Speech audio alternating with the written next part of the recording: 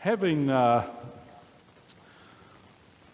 suppose in that sense, looked at those three great biblical stories, or heard them this morning, I thought that I would, for a moment, share a few stories that I have encountered this week, to sort of realise that although we often come to church and we hear those great biblical stories, we also bring our own stories, the things that have happened to us, the things that we are going through, the experiences that we ourselves have.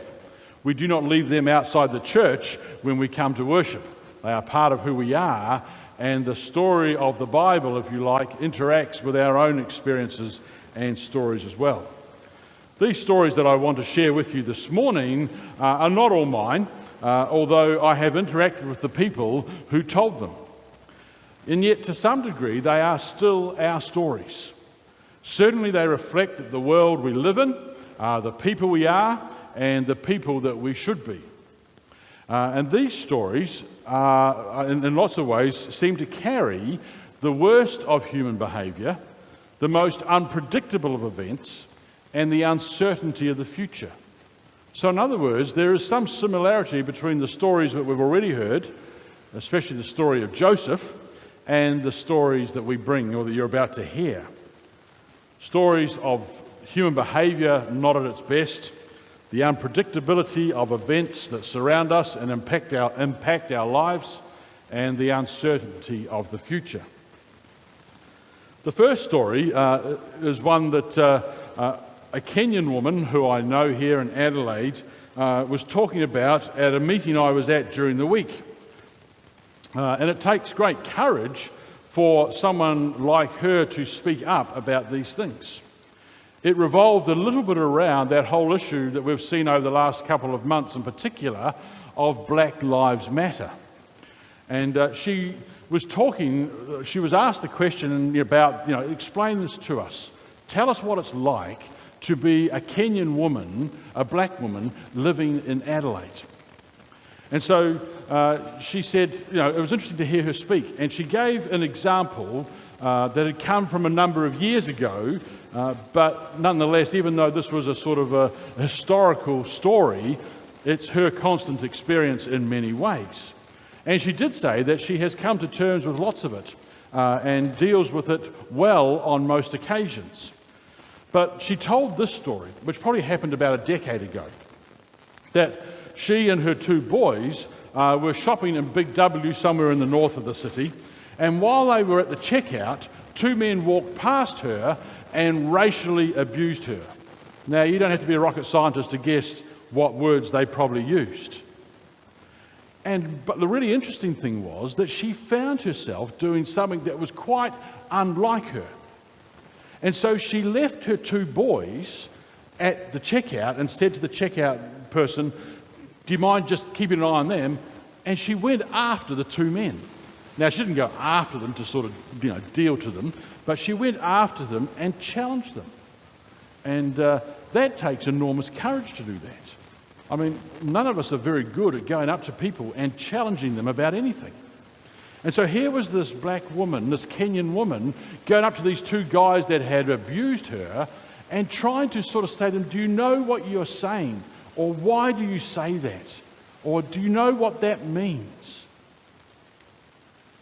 It was really interesting as she was telling the story that things that she thought she had dealt with still had the capacity to cause pain and hurt. And the tears sort of welled up in her eyes. It was a very interesting thing to be part of, a very humbling thing to be part of. Because probably it's true for a lot of us here, not for all of us, but for a lot of us here, that we just don't notice that. It is not our experience. I can remember when we were living in London, and the church that we were part of was about 2/3 West Indian. And so one of my friends in the church was a West Indian guy, and we used to get on really well. And for some reason, the church had decided to buy me a car to cover for the 3 months that the senior minister was going to be away on long service leave. And so we went down beyond, if you know London at all, the M25, which sort of goes around, it's like an orbital road around London, and beyond that down into to Sussex, one of the counties. And we picked up this very expensive larder and came back. And as we came back, we decided we'd have lunch in a pub. So we went into the pub. It was winter, like now. It was really cold. And we both had long coats on, if you know what they are in that sort of sense, a long coat each. And we got into the pub and I said to him, look, I need to go and use the bathroom. So I went out to the bathroom, which was sort of like out that door and up a corridor. I came back from the bathroom and he said, I don't want to stay here anymore. I said, why? He said, I just don't like the feel of the place. He said to me, I think while you were out there, they thought we were going to rob the place. Because they had thought, here's a black man, and I had gone out and we were wearing long coats, so we looked like maybe we had something hidden inside of it. But he felt it as a black person that I didn't. And I learned a lot from that experience, from that one simple occasion that there are people in this world who experience racism and injustice in ways that we don't. And it seems to me that matter of injustice, or that matters of justice, require action.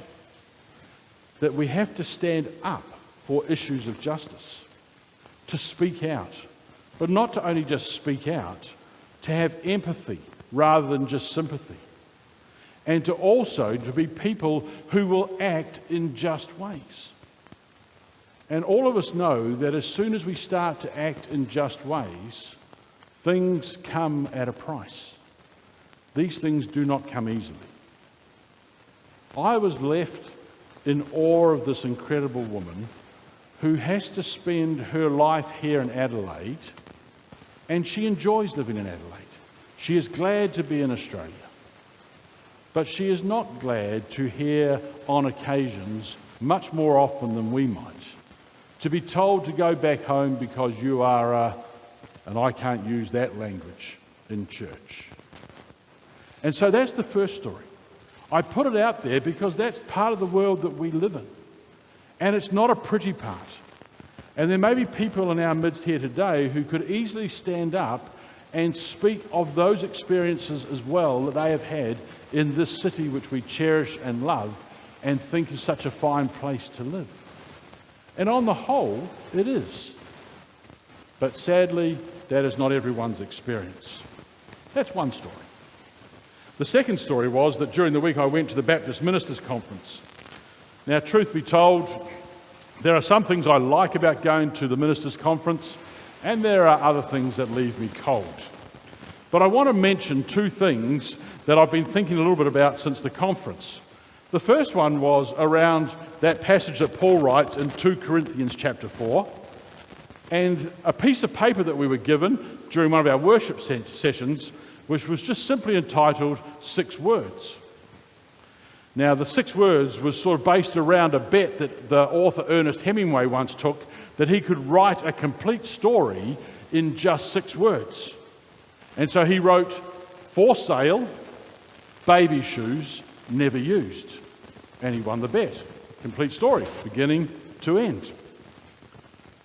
With this in mind, we were asked to write where we are at the moment in no more than 6 words. Now, the 2 Corinthians passage, if you know it, speaks of us as people, as followers of Jesus, as cracked clay jars, right? Now, it's not difficult to look around a Baptist ministers' conference and sort of see what the Apostle Paul was getting at.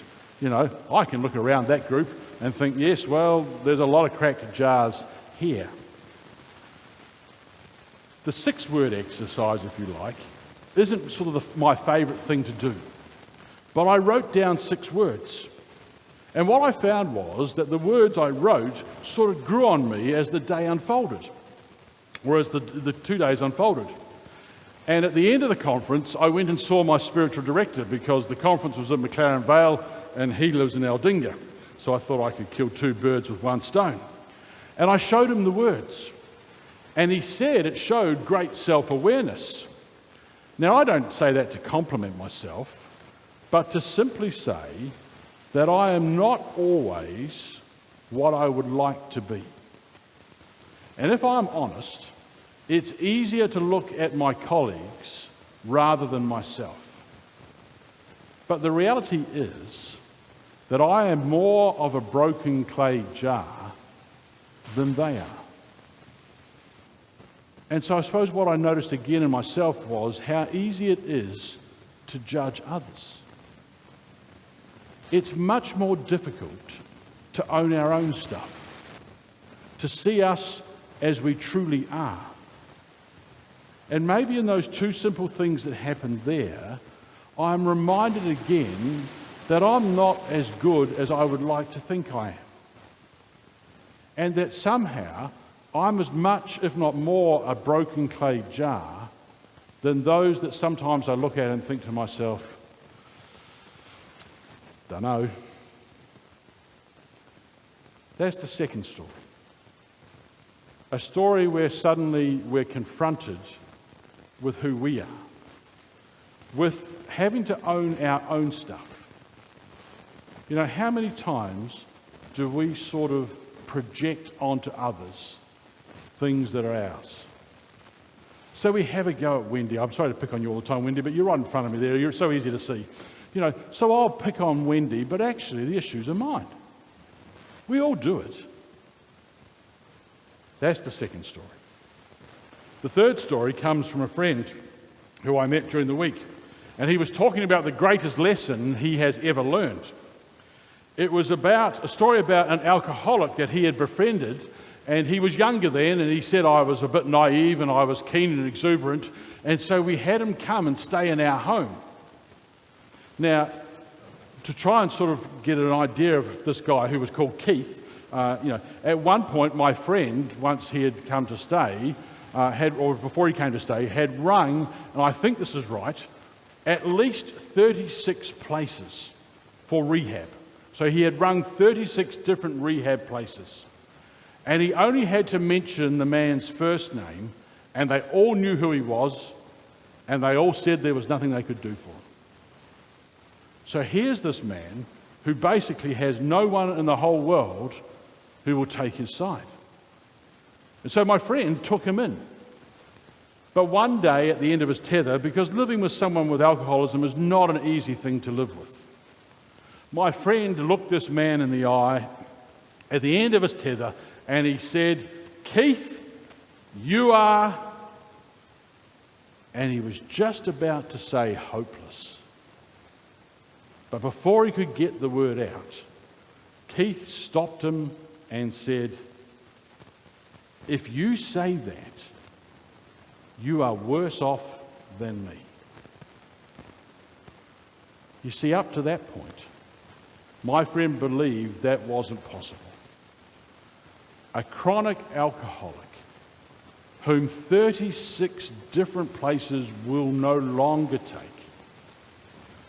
I defy almost any of us to say that we are not worse off than he is.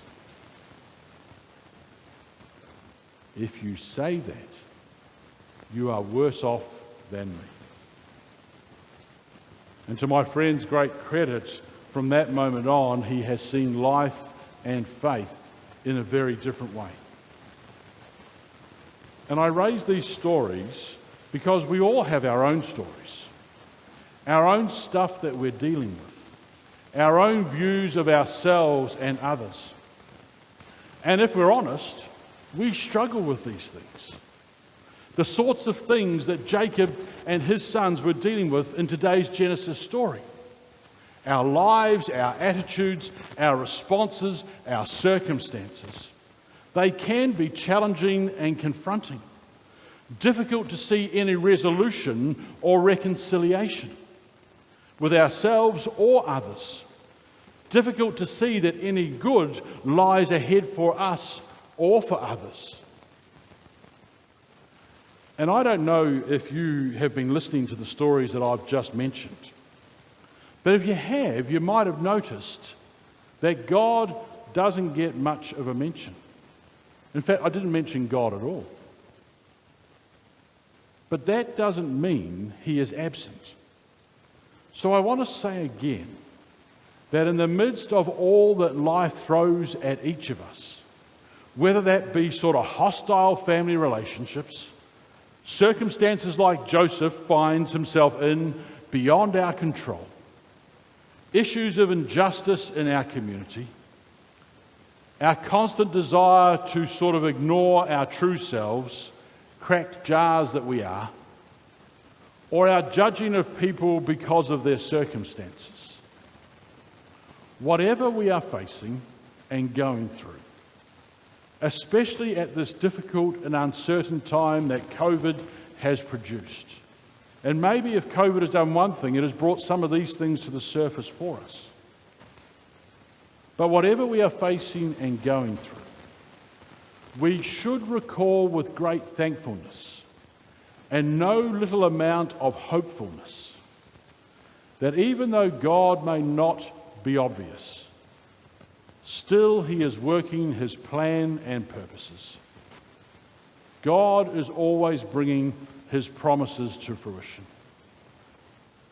And I'm not going to kid me or you that is an easy thing to get your head or heart around. It's not. Life has this great capacity to not only surprise us and bring us great joy, but also to spin us around until we feel that we're out of control and we're not sure what lies ahead. Between now and next week, when we see the conclusion of the Joseph story, maybe we can reflect again on all the things that come across our path this week and remind ourselves that regardless of what they are and what they are doing to us, there is this one great hope that we have in God through Jesus Christ. That even though he may not seem that obvious to us, even though we may not necessarily even be experiencing him or even hearing his voice, God is not absent. God is present for you, for me, for the whole world. God is working his plan and purposes out, even if we can't see it or make sense of it.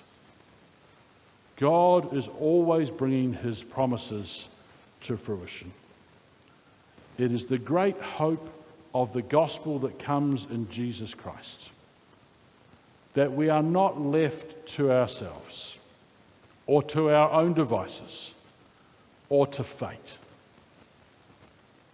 but rather that we are left in the hands of the God who seeks to do good for his whole creation, for all of us. And that is the hope we should hold on to, day in, day out, week in, week out. He is with us. That is the great claim of the gospel.